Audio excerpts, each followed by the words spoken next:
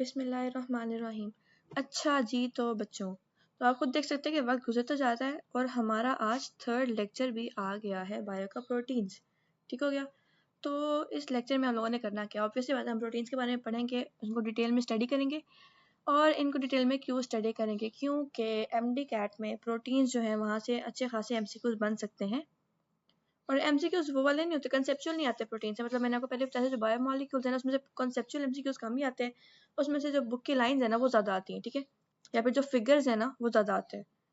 मतलब कि जो पक्की पक्की बातें ना है कि हाँ ये वैल्यू इतनी है, उस तरह की बातें आती है। बाकी कॉन्सेप्चुअल इसमें कोई इतना खास है नहीं, लेकिन मेरी पूरी कोशिश है कि मैं आपको कॉन्सेप्चुअल बेसिस पर ही समझाऊँ हर एक टॉपिक। तो स्टार्ट करते हैं प्रोटीन से। प्रोटीन्स आर लार्ज, ठीक है, आपको पता ही है ना। क्योंकि प्रोटीन जो होते हैं ना वो मैक्रो मॉलिक्यूल्स होते हैं, जो कि अमाइनो एसिड्स के छोटे छोटे सब यूनिट से जुड़कर बनते हैं। Complex molecules are essential for structure, function, regulation वगैरह वगैरह। आपने प्रोटीन्स के फंक्शन को आपको पता ही होगा कि जो हमारे सेल मेम्ब्रेन है उसमें हमारे पास 60 to 80% प्रोटीन्स होते हैं। उसके अलावा इसके जो दूसरे फंक्शन है, हमारे पास एंजाइम्स जितने भी सारे हैं वो सारे के सारे प्रोटीन्स होते हैं। और एंजाइम्स होते क्या है, एंजाइम्स करते क्या है, जितनी भी सेलुलर एक्टिविटी सब एंजाइम ही परफॉर्म कर रहे होते हैं। और जो बिल्डिंग ब्लॉक्स हैं हमारी बॉडी के, वो प्रोटीन्स ही बना रहे होते हैं। और प्रोटीन जो है ना वो अमाइनो एसिड से जुड़कर बनते हैं। और जो सीक्वेंस है ना अमाइनो एसिड का, वो डिटरमाइन करता है कि प्रोटीन की कौन से वाले लेवल पर मेकिंग हुई है, मतलब प्राइमरी, टर्शियरी, सेकेंडरी या फिर क्वाटरनरी। अब ये सारे लेवल्स हम आगे जाकर डिटेल में डिस्कस करते हैं, ठीक है। हम प्रोटीन्स को थोड़ा सा डील कर लें। प्रोटीन्स आर बायोपॉलीमेरिक, ठीक है। बायो का मतलब जो हमारी बॉडी में होते हैं, पॉलीमेरिक मतलब बेशुमार यूनिट से बने होते हैं ऑफ अमाइनो एसिड्स। और हमारी बॉडी में ना ऑलमोस्ट 25 अमाइनो एसिड्स पाए जाते हैं। कॉमनली नहीं, मतलब 25 अमाइनो एसिड्स से पाए जाते हैं, लेकिन कॉमनली जो प्रोटीन से पाए जाते हैं ना उनको मजीद क्लासीफाई करके 20 अमाइनो एसिड्स बच जाते हैं। और प्रोटीन हमारे जो है ना वो स्ट्रक्चरल सपोर्ट है, जैसे कि हमारे मेम्ब्रेन्स में बायोलॉजिकल कैटलिस्ट है, जैसे हमारे एंजाइम्स है, हार्मोन्स हो गए। मतलब हार्मोन्स में हमारे पास हीमोग्लोबिन आ जाएगा, नहीं सॉरी, हीमोग्लोबिन तो हमारे पास एक और प्रोटीन आ जाएगा ना। डिफरेंट हार्मोन्स जो है ना वो भी हमारे पास प्रोटीन्स होते हैं। जैसे प्रोटीनिक हार्मोन्स में हमारे पास, मैंने PIG से याद रखा हुआ है, पिग से, कि हमारे पास इंसुलिन और ग्लूकागोन आ जाएगा। और बिल्डिंग ब्लॉक्स है इनिशिएटर्स ऑफ सेल डेथ्स वगैरह वगैरह वगैरह। तो उसके बाद हमारे पास आ जाएगा proteins are made up of amino acid which are organic molecules, ठीक है। क्यों ऑर्गेनिक, क्योंकि इनमें कार्बन, हाइड्रोजन और ऑक्सीजन होता है। आगे अमाइनो एसिड की कुछ एग्जांपल्स हैं। अच्छा, जो ऑर्डर होता है ना और अमाइनो एसिड का सीक्वेंस होता है वो DNA कोड करता है। आप लोगों ने सेंट्रल डॉग्मा में पढ़ा, अगर नहीं पढ़ा तो हम इसको कभी ना कभी डिस्कस कर लेंगे। तो सेंट्रल डॉग्मा में होता क्या है कि असल में जो हमारे पास न्यूक्लिक एसिड होते हैं ना, DNA से बने होते हैं। तो DNA जो होता है ना वो ट्रांसक्रिप्शन के थ्रू अपना RNA बनाता है, मतलब वही सेम टू सेम कॉपीज, और फिर आगे वो ट्रांसलेशन के थ्रू प्रोटीन्स बनती है, ठीक है। तो वो भी हम कभी ना कभी डिटेल में डिस्कस कर लेंगे। वैसे उसको जानना तो ज़रूरी नहीं है, लेकिन अगर ज़रूरत पड़ी तो हम इंशाल्लाह करेंगे उसको भी। अभी चलते हैं इसमें कि आगे अमाइनो एसिड कुछ एग्जांपल्स हैं, ये आप लोग बस रीड कर लेना। वैसे ये इंपॉर्टेंट भी हैं, क्यों, क्योंकि फेडरल वगैरह में बाकी बुक्स में इनका नाम लिखा हुआ है। तो ये मैंने आपको स्क्रीन थोड़ी सी जूम कर दी है, ये आप लोग देख लें, बल्कि नोट कर लें इस दफ़ा, ठीक है। हिस्टेडीन है, अलानीन है, आर्जिनिन है, मिथियोनिन है, फिनाइल एलानीन है और थ्रियोनिन है, ठीक है। और आगे जो राइबोसोम्स है ना, are small organelles in cell. Ribosomes हमारे प्रोटीन्स बनाते हैं ना, मतलब बेशक वो RER मतलब ER के साथ जुड़ के RER बना रहे हो, तो वहाँ पर राइबोसोम प्रोटीन्स बना रहे हैं, या फिर बेशक साइटोप्लाज्म में हो या जहाँ पर भी हो, वो प्रोटीन्स ही बना रहे होते हैं ट्रांसलेशन के प्रोसेस के थ्रू। ये सेंट्रल डॉग्मा का असल में लास्ट प्रोसेस यही होता है। आगे हम अमाइनो एसिड की बात करते हैं। अमाइनो एसिड क्या होता है, अमाइनो एसिड जो है ना वो प्रोटीन के सब यूनिट्स है, ठीक है। और which are the building blocks of life. Amino acids are involved in many biological and chemical functions in human body necessary for growth and development. आपको पता है प्रोटीन हमारी ग्रोथ एंड डेवलपमेंट के लिए ज़रूरी है। हमारी मसल्स जो है वो प्रोटीनिक है, मसल में ज़्यादा पार्ट जो है प्रोटीन्स का है। तो ऑब्वियस ही बात है कि प्रोटीन अमाइनो एसिड से बने, तो अमाइनो एसिड ही उसका बिल्डिंग ब्लॉक हुआ ना हमारी बॉडी का भी। तो अमाइनो एसिड का स्ट्रक्चर कैसा होता है, अमाइनो एसिड के जो दरमियान में एक सेंट्रल एटम होता है उसको हम लोग कहते हैं अल्फा कार्बन, ठीक है। सेंट्रल कार्बन एटम होता है, उसको अल्फा कार्बन कहते हैं। उसके एक तरफ हमारे पास अमाइनो ग्रुप लगा होता है यानी कि NH2, और दूसरी तरफ हमारे पास कार्बोक्सिलिक ग्रुप लगा होता है यानी COOH। और जो कार्बोक्सिलिक ग्रुप का H है ना, उस H की जगह पे अच्छा एक तरफ वहाँ पे हमारे पास R ग्रुप लगा होता है, सॉरी 3 ग्रुप्स लगे होते हैं उसके। तो R ग्रुप के बिना पर ना, मतलब R ग्रुप कौन सा लगा हुआ है वो डिसाइड करते हैं कि हमारे पास अमाइनो एसिड कौन सा, मतलब अगर ग्लाइसिन लगा हुआ है, एलानिन लगा हुआ है, तो अमाइनो एसिड जो है ना सॉरी अगर CH3 लगा हुआ है, अगर सिर्फ H लगा हुआ है तो अमीनो एसिड की क्वालिटी चेंज हो गई। अगर यानी कि अगर R ग्रुप की जगह सिर्फ हाइड्रोजन लगा हुआ है तो हमारे पास वो ग्लाइसिन बन जाता है। अगर R ग्रुप की जगह CH3 लगा हुआ है तो हमारे पास वो एलानिन बन जाता है, वगैरह वगैरह। मतलब R ग्रुप डिटरमाइनिंग फैक्टर है कि कौन सा वाला अमीनो एसिड हम यूज़ कर रहे हैं या हम स्टडी करें। बाकी इसमें है amino acid turning together by peptide bond, ये भी हम पढ़ते हैं पेप्टाइड बॉन्ड कैसे बनता है, और प्रोटीन्स बनती है फिर, और जो मतलब 10,000 मेरा ख्याल है ग्राम पर मोल, हाँ 10,000 यूनिट्स, हाँ 10,000 जो यूनिट्स है ना, जब तक उससे कम यूनिट्स हो ना तो हम उसको पॉलीपेप्टाइड के नाम से ही रेफर करते हैं, लेकिन जब उससे ज़्यादा हो जाए क्वांटिटी में तो हम कहते हैं कि अब भी हमारे पास प्रोटीन है।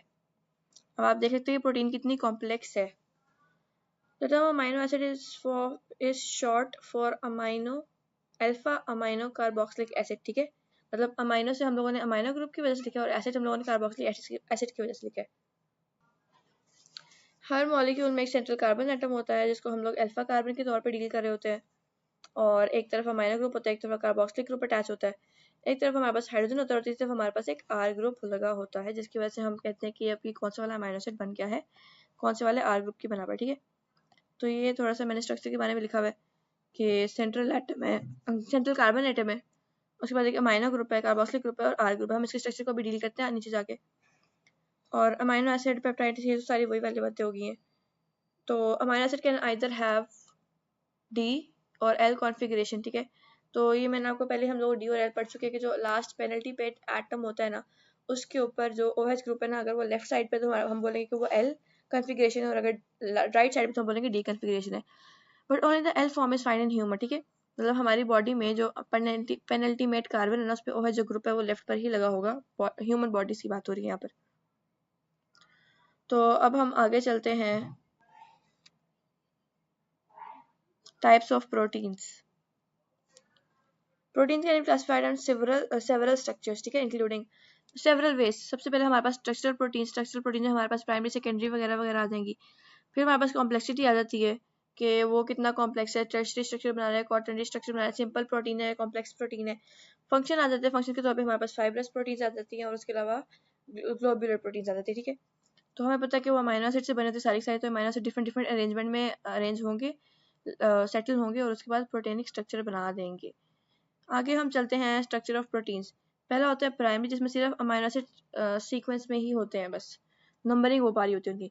सेकेंडरी में वो लोग आपस में लिंक हो जाते हैं, और लिंक होने से क्या बनता है कि वो स्ट्रेट चेन बना लेते हैं या थोड़ी बहुत ब्रांचिंग आ जाती है उसमें, मतलब अल्फा हेलिक्स बन जाता है जो कि थोड़ा सा हमारे पास इस तरह से होता है, या बीटा प्लेटेड बन जाता है जो हमारे पास इस तरह से होता है, ठीक है। तो अब हम नेक्स्ट में चलते हैं टर्शरी। टर्शरी में क्या होता है कि टर्शरी में जो अल्फा हेलिक्स या बीटा प्लेटेड है ना, वो अपने ही ऊपर कुचड़ मुचड़ होना शुरू हो जाता है, मतलब अपने ऊपर कोलैप्स कर देता है, अपने ही ऊपर बाइंड करना शुरू होता है दोबारा से। और क्वार्टनरी में क्या होता है, आप लोगों ने एक बात करी कि टर्शरी तक ना हम एक ही चेन को डील कर रहे थे, जो कि पहले सिर्फ उसके यूनिट्स थे, फिर वो सीधी होगी और फिर वो आपस में ही कॉइल होगी। क्वार्टनरी में क्वार्टनरी स्ट्रक्चर के होने के लिए ये लाजमी है कि हमारे पास दो चेन हो, मतलब एक चेन हमारे पास ये थी, एक चेन हमारे पास ये थी, ये दोनों आपस में मिली है। मतलब इसको थोड़ा सा कलर चेंज कर देते ताकि पता चल जाए। एक चेन हमारे पास ये थी, ये दोनों आपस में मिली हैं, ये और ये ऐसे, मतलब एक दूसरे के साथ इन्होंने बॉन्डिंग बनाई है, तो फिर हमारे पास क्वार्टनरी स्ट्रक्चर बना है। अगर सिर्फ इनमें से कोई भी एक चेन ही अपने इर्द गिर्द कॉइलिंग कर लेती तो हम कहते हैं कि ये हमारे पास टर्शरी स्ट्रक्चर है, क्वार्टनरी नहीं है। क्वार्टनरी होने की ये शर्त है, और ये आप लोगों ने बात बेशक नोट कर ले, ये लाजमी बात है। अक्सर बच्चे इसमें कंफ्यूज होते हैं कि बंदे को स्ट्रक्चर ऐसा गिवन होता है इस टाइप का, और पूछते हैं बताओ ये क्वार्टनरी है या फिर सेकेंडरी है, या फिर लिख भी देते हैं कि अगर एक चेन कॉइल हुई है, बहुत जोर से कॉइल हुई है, जैसे मर्जी कॉइल हुई है, तो क्वार्टनरी है, टर्शरी है। तो जब एक चेन होगी तो फिर वो क्वार्टनरी नहीं, वो टर्शरी बनेगा। क्वार्टनरी होने की शर्त क्या है कि उसमें कम से कम भी दो चेन्स आ जाए। आगे हम प्राइमरी स्ट्रक्चर को डील करते हैं। प्राइमरी स्ट्रक्चर क्या होता है? It is the linear chain of amino acid that is made up of that make up the proteins, ठीक है। और the primary structure of the protein is formed by peptide bond, या फिर विचार असल में वो कोवेलेंट बॉन्ड होते हैं। और होता क्या है कि जो कार्बोक्सिलिक ग्रुप का हाइड्रोजन है ना, वो और जो अमाइनो ग्रुप का हाइड्रोजन और कार्बोक्सिलिक ग्रुप का जो O है ना, वो कंबाइन करते हैं, OH बॉन्ड बनाते हैं, उनको हम कहते हैं पेप्टाइड बॉन्ड है ये। बाकी इसके स्ट्रक्चर्स बाकी ये गिवन है। सेकेंडरी स्ट्रक्चर को हम डील करते चलते हैं। तो सेकेंडरी स्ट्रक्चर हमारे पास हेलिकल की फॉर्म में आ जाता है, जिसमें 3 से 10 हमारे पास अमीनो एसिड पेयर होते हैं। हेलिसेस कहते हैं हेलिक्स के प्लूरल को, ठीक है। एक्सटेंडेड स्ट्रैंड्स या टर्न्स या लूप्स आ जाती है हमारे पास, और इसके स्ट्रक्चर में बीटा और गैमा टर्न्स आते हैं, ओमेगा लूप्स वगैरह वगैरह। तो ये बस आप लोगों ने थोड़ा सा इसको ओवरव्यू दे देना है, इतना खास इसको समझने की जरूरत नहीं है। टर्शियरी स्ट्रक्चर हमारे पास क्या होता है कि जो एक चेन थी ना वो अपने ऊपर ही कॉइल होना उसने शुरू कर दिया, कॉम्पैक्ट ग्लोबुलर रीजन बना दिया उसने, ठीक है। और इसको प्रोटीन डोमेन्स कहते हैं, जहाँ से वो बहुत शिद्दत से कॉइल होना शुरू हुई है अपने इर्द गिर्द। और क्वाटरनरी स्ट्रक्चर में हमारे पास 2 चेन्स कॉइल होती हैं एक दूसरे के ऊपर, और इसको हम ओलिगोमर्स भी कहते हैं, ठीक है।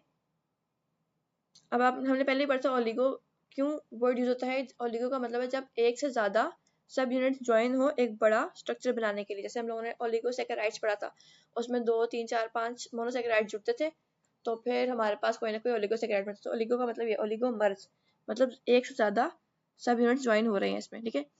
और क्वाटरनरी की हमारे पास एग्जांपल्स में आ जाएगा हीमोग्लोबिन, राइबोसोम्स, एक्टिन, माइक्रोफिलामेंट और allosteric enzyme, contractile protein, cell membrane protein, neurotransmitter receptors etcetera etcetera, ठीक है। अब हम इनको स्ट्रक्चर को थोड़ा सा डील करते हैं। तो ये आपको नजर आ रहा है, सबसे पहला जो स्ट्रक्चर हमारे पास वो है प्राइमरी प्रोटीन का स्ट्रक्चर, और उसमें आपको नजर आ रहा है कि सिर्फ बीड्स के तौर पे ना, यानी आप लोगों को एक जो बीड्स वाला नेकलेस होता है ना, उस टाइप का एक स्ट्रक्चर नजर आ रहा है। ये हमारे पास हो गया प्राइमरी स्ट्रक्चर, इसमें सिर्फ अमाइनो एसिड हमें बिल्कुल विजिबल है। दूसरी तरह का हमारे पास जो स्ट्रक्चर है वो हमारे पास सेकेंडरी स्ट्रक्चर है। उसमें हुआ क्या, हाइड्रोजन बॉन्डिंग की वजह से जो ये स्ट्रक्चर है ना, मतलब जो ये वाला स्ट्रक्चर है ना, वो इस स्ट्रक्चर में कन्वर्ट हो गया, या फिर इसमें, इसको हम कहते हैं बीटा प्लेटेड शीट और इसको हम कहते हैं अल्फा हेलिक्स, ठीक है। उसके बाद हम बात करें टर्शियरी स्ट्रक्चर की, तो उसमें हुआ क्या है, या तो बीटा प्लेटेड या फिर अल्फा हेलिक्स, इनमें से कोई भी अपने, मतलब पहले ऐसे थी वो, अब उसने क्या किया, अब उसने ऐसे ऐसे अपने ऊपर कॉइल होना शुरू कर दिया, मजीद कॉइलिंग हुई है। और ये होती है हाइड्रोफोबिक इंटरेक्शन की वजह से, आयनिक बॉन्डिंग की वजह से। हम आगे इसको भी डील करते हैं। और उसके बाद क्वाटरनरी में आपको नजर आ रहा है कि एक हमारे पास ये चेन है और एक ये चेन है, मतलब एक ही चेन से क्वाटरनरी स्ट्रक्चर नहीं बना, उसमें 2 चेन्स इन्वॉल्व, जबकि टर्शियरी में हमारे पास एक ही चेन इन्वॉल्व थी। तो quaternary structure protein consist of more than 1 amino acid chain, ठीक हो गया। ये बात आप लोगों को क्लियर होगी अब तक। तो ये दोबारा से मैंने मिला दिए। ये हमारे पास था प्राइमरी, और सेकेंडरी में हमारे पास या तो अल्फा हेलिक्स, मतलब यही जो चीज थी ना, या इस फॉर्म में कन्वर्ट हो गया इस फॉर्म में, और ये मजीद कॉइल होके, मतलब इसकी बात करें तो ये अल्फा हेलिक्स कॉइल होके टर्शियरी में बन गया। इसकी बात करें तो बीटा प्लेटेड था, थोड़ा सा लग रहा है, वो टर्शियरी स्ट्रक्चर में कन्वर्ट हो गया। और ये हमारे पास क्वाटरनरी, जिसमें हमारे पास एक से ज्यादा चेन्स मौजूद है। मतलब अगर हीमोग्लोबिन की बात करें तो वो हमारे पास एक क्वाटरनरी प्रोटीन है, जिसमें हमारे पास 4 चेन्स होती हैं, ठीक है, 2 अल्फा और 2 बीटा। आगे हम बात करते हैं शेप के तौर पे, तो ग्लोबुलर प्रोटीन और फाइब्रस प्रोटीन हमारे पास आ जाती हैं। फाइब्रस प्रोटीन जो है ना, वो हमारे पास फाइबर्स के तौर पे पाई जाती है, जबकि ग्लोबुलर प्रोटीन जो हमारे पास थोड़ा सा टर्शियरी या फिर क्वाटरनरी स्ट्रक्चर के तौर पे हम इसको डील करते हैं। फाइबरस प्रोटीन के मैंने आपको बता दिए, सिंपल फाइबर्स के तौर पे ये पाई जाती हैं, इनसॉल्युबल होती हैं वाटर में, और एक्स्ट्रासेलुलर मैट्रिक्स में भी पाई जाती हैं। इलोंगेटेड पॉलीपेप्टाइड चेन है, क्यों, क्योंकि इन्होंने कॉइलिंग तो की नहीं अपने ऊपर, तो फिर सीधी सीधी इलोंगेटेड चेन ही बना रही होती है। और फिलामेंटस स्ट्रक्चर है, मतलब फिलामेंट्स के तौर पे ये शो हो रही होती है। कोलाजन फाइबर, अच्छा ये हमारे ना असल में स्ट्रक्चरल रोल प्ले कर रही होती है हमारी बॉडी के अंदर, फाइब्रस वाली। लिख भी देती हूँ कि जो फाइब्रस प्रोटीन है ना, वो स्ट्रक्चरल रोल प्ले कर रही होती है। मतलब हमारा जो स्ट्रक्चर है ना, जो प्रोटीन से बने, वो बेसिकली मैक्सिमम तौर पर फाइब्रस होते हैं। मतलब कोलाजन की बात कर ले हम, तो कोलेजन फाइबर्स जो है ना, वो सारे फाइब्रस प्रोटीन है। केराटिन जो हमारे बालों में होता है वो भी फाइब्रस प्रोटीन है। इलास्टिन जो हमारे मसल्स में होता है, कनेक्टिव टिश्यूज में होता है, वो भी हमारे पास फाइब्रस प्रोटीन है। और फिब्रिन जो है हमारे ब्लड क्लॉटिंग में हेल्प कर रहा है, वो भी हमारे पास इस तरह की लाइन होती है फाइब्रस प्रोटीन, जहाँ पे क्लॉटिंग होती है ना, मतलब सपोज यहाँ पे क्लॉटिंग होना शुरू है, क्लॉटिंग करानी है, यहाँ पे जख्म है, तो ये वाली जो लंबी लंबी चेन्स है ना, ये यहाँ पे आके लगना शुरू हो जाती हैं और उस एरिया को ना पूरी तरह कवर कर लेती हैं, ताकि अब यहाँ पे क्लॉट बन सके, मतलब क्लॉट बना ही देती हैं खुद ही। ग्लोबुलर प्रोटीन्स की बात करें तो हमारे पास टर्शियरी या फिर क्वाटरनरी स्ट्रक्चर इसमें डील करते हैं, और ये हमारे पास बेसिकली फंक्शनल रोल प्ले कर होता है, ठीक हो गया। हमारे पास इसमें शेप आ जाती है कि इनकी जो शेप है ना, वो काफ़ी 3 डायमेंशनल कॉम्पैक्ट स्ट्रक्चर होता है। सॉलिबिलिटी जो है ना, ये कभी कभार हम कह सकते हैं कि कुछ ना कुछ वाटर में सॉल्युबल है, जबकि फाइब्रस जो थी ना, वो वाटर में इनसॉल्युबल थी। फंक्शंस इनके आ जाते हैं कि फिजियोलॉजिकल फंक्शंस आ जाते हैं इसमें, मतलब हमारे जितने भी फंक्शनल पार्ट्स है ना, एंजाइम्स की बात करें, फिजियोलॉजिकल फंक्शन में हमारे पास जितने भी जो भी प्रोसेसेस हो रहे हैं ना, उनको हम डील कर रहे होते हैं, जो भी सेलुलर प्रोसेसेस हो रहे होते हैं।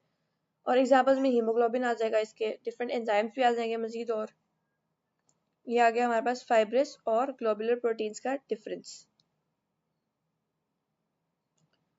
तो फाइब्रस प्रोटीन्स होते हैं ना, लिटिल और not tertiary structure, long parallel आपको नजर आ रहा होगा पैरेलल फॉर्म में, ठीक है।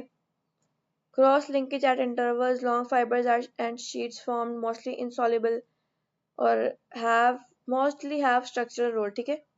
केराटिन कोलाजिन आ जाएगा हमारे पास। उसके अलावा bone, teeth, tendons, walls of blood vessel, silk, इन सब में हमारे पास फाइब्रस प्रोटीन्स यूज होते हैं।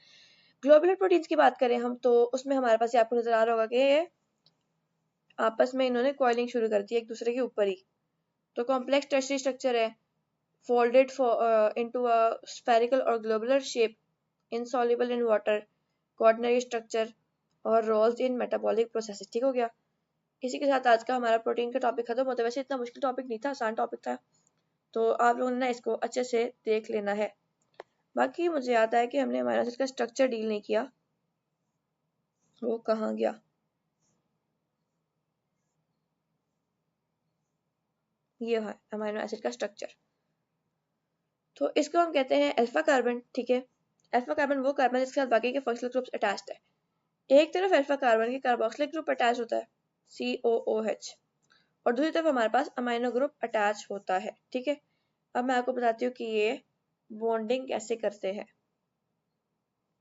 तो जी बच्चे, मैंने 2 अमीनो एसिड बना दिए। हुआ क्या था इनके साथ के जो कार्बोक्सिलिक एसिड का OH ग्रुप है ना, और जो अमीनो एसिड के कार्बोक्सिलिक एसिड का OH ग्रुप है, वो दूसरे अमीनो एसिड के अमीनो ग्रुप के H के साथ रिएक्ट करता है और हमेशा की तरह यहाँ से एक पानी का मॉलिक्यूल निकलेगा। और अब होने क्या वाला है,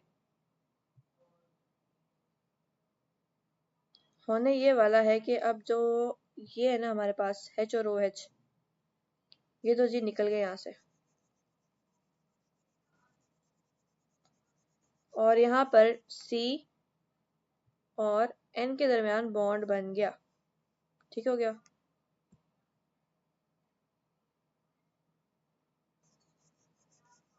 ऐसे होगा, ठीक है। अब C और N के दरमियान बॉन्ड बन गया। इस बॉन्ड को हम कहते हैं पेप्टाइड बॉन्ड या पेप्टाइड लिंकेज। अब इस स्ट्रक्चर को हम कैसे बना सकते हैं, सिर्फ दरमियान वाले को मैं बना के आपको शो कर देती हूँ। C double bond O N, और जो इनके साथ ये वाला हैश लिखा है इसको हम यहाँ पे नीचे शो कर लेते हैं। और चलो पूरे बनाते हैं। यहाँ पे होता है हमारे पास C के साथ H होता है, एक तरफ R होता है, एक तरफ C double bond O OH, ठीक है। अब मैं आपको एक और बात बताती हूँ इसके बारे में कुछ।